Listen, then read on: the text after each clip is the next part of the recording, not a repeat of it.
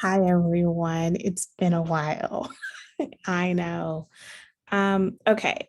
So I wanted to come today because on my podcast that I only come once a week. So for the Nerdorama Friday night roundtable, we spent about an hour or so, over an hour, arguing over Shang Chi, right? And I absolutely love the movie, and uh it's six of us, and 50-50 went towards hate, right? And so, well, they didn't say hate, they just said strong dislike. So one of the primary arguments is that I'm gonna just jump right into it, and this is a spoiler alert.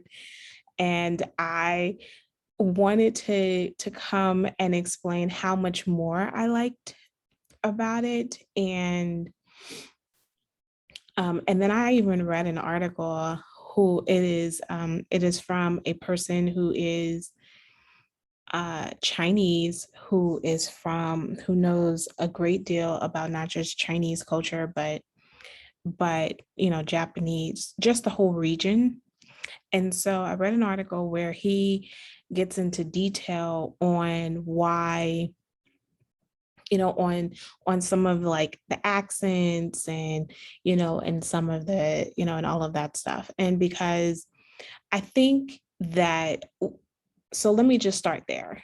And because I think both of them, I think there's so much here that Disney attempted to do. And look, let's put it honest, is that Disney, and the concluding was that this is not a Chinese film. This is an ode to Asian culture. And I think that that bodes well for what not just Disney, but a lot of Hollywood does, because they do a lot of this for Africa, where they put different prints and different things like that, they a hodgepodge of different cultures together and tribes, and then be like, oh, this is all of Africa. So I'm not, I mean, I'm sure that can be offensive, but I can also say, like, there's that part of this is probably out of, a necessity, kind of how can we jam everything together if possible.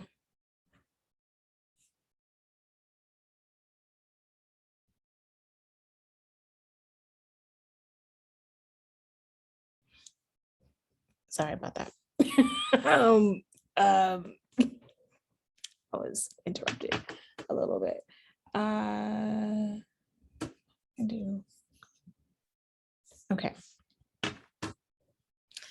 So, anywho, with that being said, with that being said, I just really, really enjoyed the film. And I enjoyed it on so many ways. And so let me talk about why the hodgepodge of Chinese culture, of Asian culture. So the article actually talks about part of the problems are like accents, and and trying to find Hollywood actors who speak Mandarin, speak Cantonese, that kind of background. And then also, you also have to be able to act, so all of those kind of like, well, that can be, there are some limitations on some of the, some of it was like, okay, you have the wrong accent for this particular language. And so that kind of became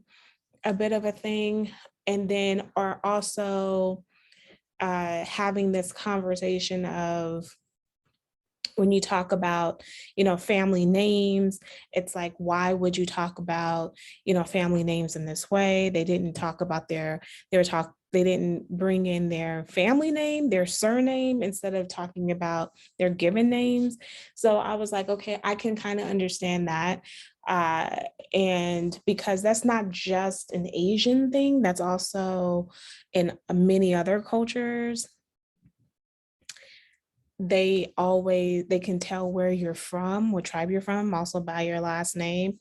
So I can understand like why that conversation doesn't make sense very much.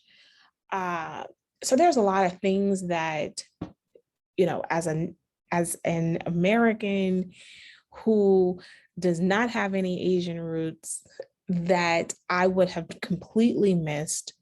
But the author was like, I appreciated so much of them trying, they got so much right, especially when it comes like to the dragons that we see in in mostly Hollywood have wings and all these different things. And it's like, in Asian culture, they don't have wings in the same way. They don't even look like the dragons that European dragons try to demonstrate, all of those little nuggets. I was like, that all makes sense to me. And then also just so much of the movie was really a hodgepodge, not just Chinese, some of it was Japanese. So they looked at some of the animals that were in Talu, and it was like, that is more found in Japanese culture versus, Chinese culture. And I think that part of the reason, and I'm not sure if Marvel did it this way or not, but I think part of the reason why you end up seeing that is because I think they're trying to touch upon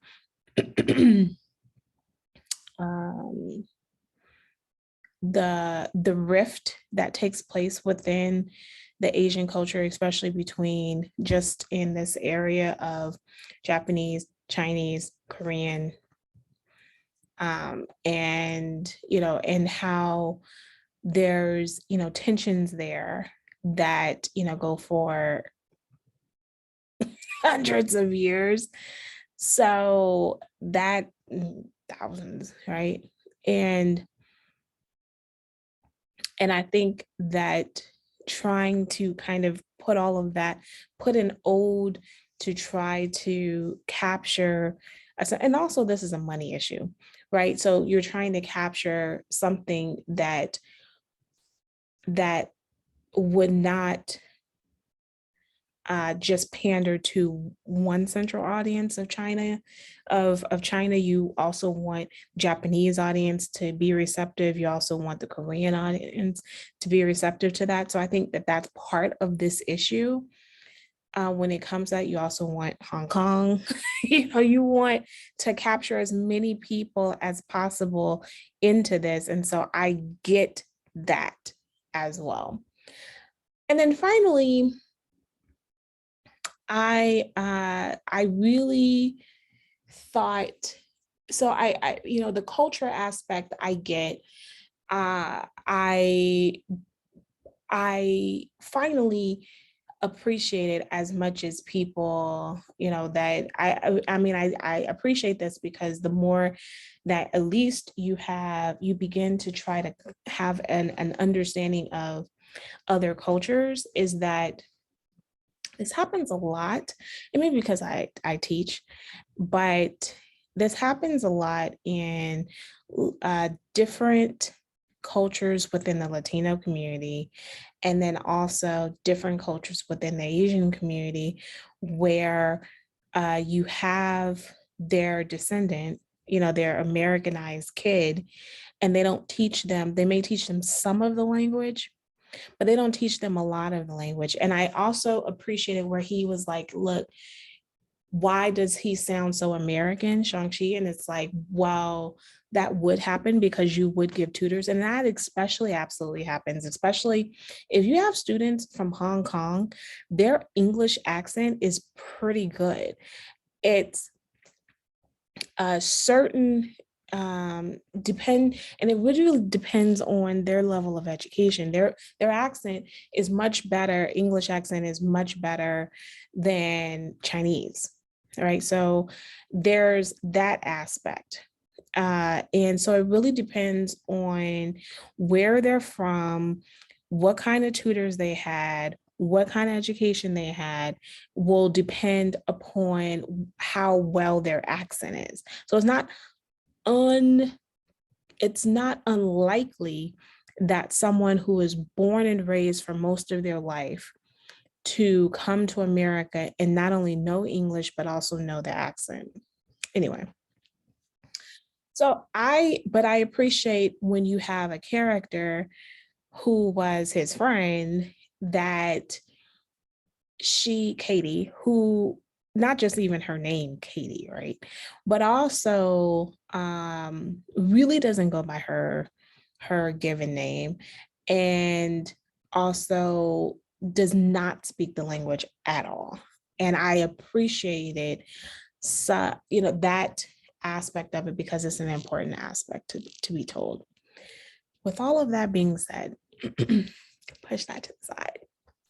I love this movie. I loved it because it was okay. So the Nerdorama thing, the people who didn't like it, but I loved it because I was thoroughly exhausted. I was like, wow, this is a lot happening all at once.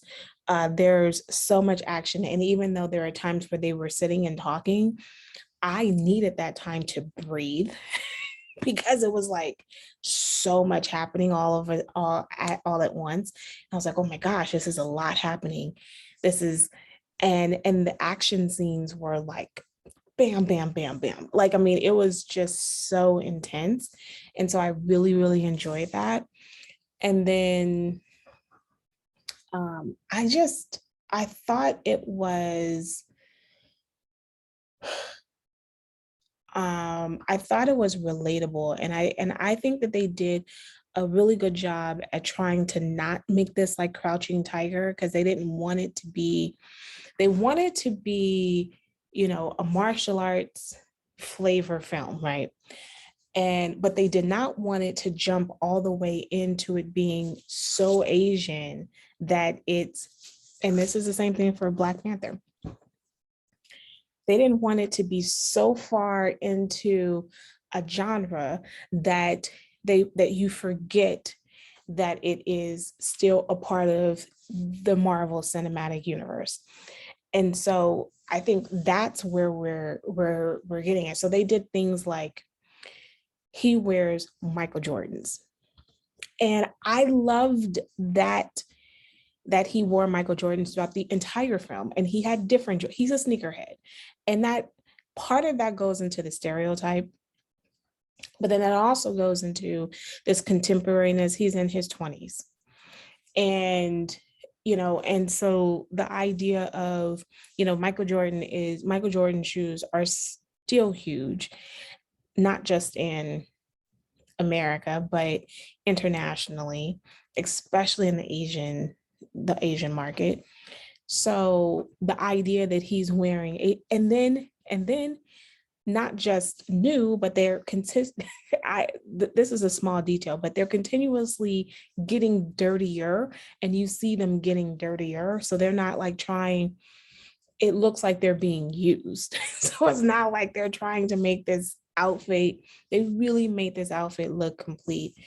And I think that also kind of goes well with his age range compared to like the Miles Morales kid, who's a kid and who's wearing, sneakers like the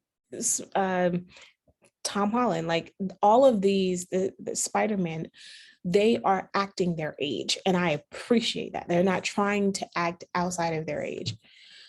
I do think that the actor looks a little older than what he's like. I do think that he does look older than 25. So there are some moments I'm like, I'm kind of not sold, because he's kind of acting like really silly for 25. But then on the other hand, I liked him with Katie and how they were acting like, in my head, I used to act like this when I was, in my early 20s. So it wasn't above me to see them acting this way. And I was like, okay, this makes sense. This is what we would do. But on the other flip side, when you see your friend who's going a lot, but I was also, we were able to my friend group, we merged the two. Like we could act stupid, but then we also career path, right? So I also, there were moments where I was like, Wong, why is Wong here? And you can tell in my head, I was really surprised because there's two after credit scenes. I was really surprised that you saw Wong with, especially in that first after credit scene. And I was like, well, you know, where is where's Doctor Strange? And then a part of me was like, well, okay. And then I was thinking the Avengers, the only people that you call is the Hulk and Captain Marvel. I was like, but there's nobody else to call. But then you got to think that Scarlet is dead. So Black Widow is dead. And Hawkeye is, I don't know, maybe he's on the, I mean, it could be that he's on the run because Black Widow's sister is looking for him. Then you have Falcon or Captain America, who is, I guess, in Louisiana. I would have expected that Captain America. Why wouldn't to me, Captain America should have been called. But there's like, well, maybe it's a tech thing. Yeah, I get it where he doesn't necessarily have to be called, but I could see why he should be called because Captain America was always called for everything. So to bypass him, and there's no Iron Man. And then the only reason why I think that Spider-Man and Doctor Strange is not there is because they're in the universe, Spider-Man into the universe, they're in the multiverse somewhere. And so, okay, so they're doing their thing. Um, it, I just felt like those two, it seems kind of,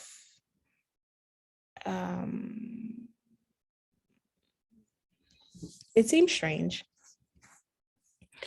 And because it's in San Francisco, I was thinking, well, where's Ant-Man and the Wasp? Thinking about Ant-Man and the Wasp, this movie is really funny. And I mean, my favorite, like starting with the bus scene with the Black dude, like, hey, I took some martial arts. And this led me to this, to me, is the joke for my fellow mates, Mo Kelly and Tawala Sharp, because I think that the MCU anticipated people making comments about Shang Chi's martial arts. And so the first thing is the bus scene. And in the bus scene, he's like, hey, I took some martial arts in my day so I can commentate this. And, and he's like, and he could do, and that was so funny, so clever. And I enjoyed that immensely. So I don't know how, I mean, I've watched it in 3D. I've watched it in Dolby. And I must say that this movie was made for 3D. It was not made for, I mean, Dolby was okay, but after you watch it in 3D, it's like I really want to go back and watch it in 3D. Like I'll watch it in 3D again. I don't want to watch it in Dolby at all. Like not at all. Because it's, especially in the first few scenes, it's just the words stand out. Like, I mean, they have the depth going really well. It reminds me of Spider-Man into the Spider-Man Far Away from Home. That was much better in 3D because they really did have it in depth. So when you watch it not in 3D, it's really fuzzy. Like there are some fuzzy moments. The lines aren't as crisp as they were if they really didn't care about it being in 3D.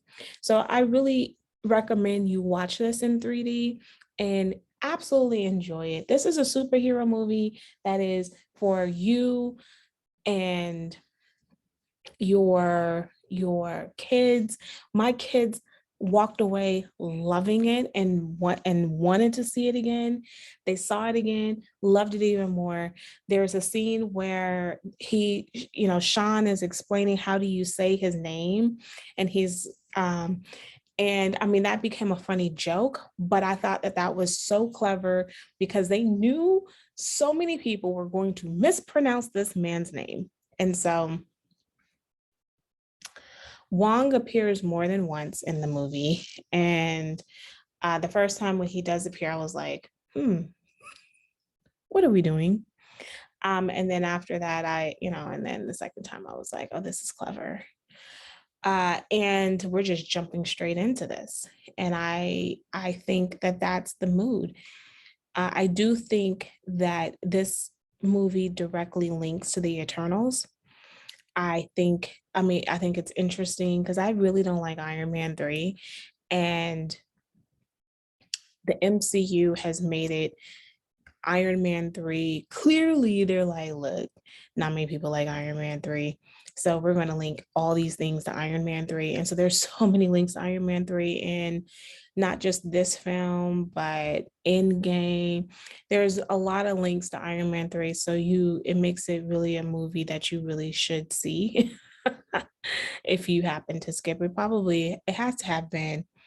I imagine that it didn't gross as much because they would not have made these many links to try to get you to watch this film. And so there's that. There's enough there that makes a person who has watched all of the movies and TV series to appreciate what is happening in the film. They At this point, the MCU is not explaining anything. They're like, if you don't know it by now, if you don't know by now, then you'll never know. Okay, bye, and I will see you soon.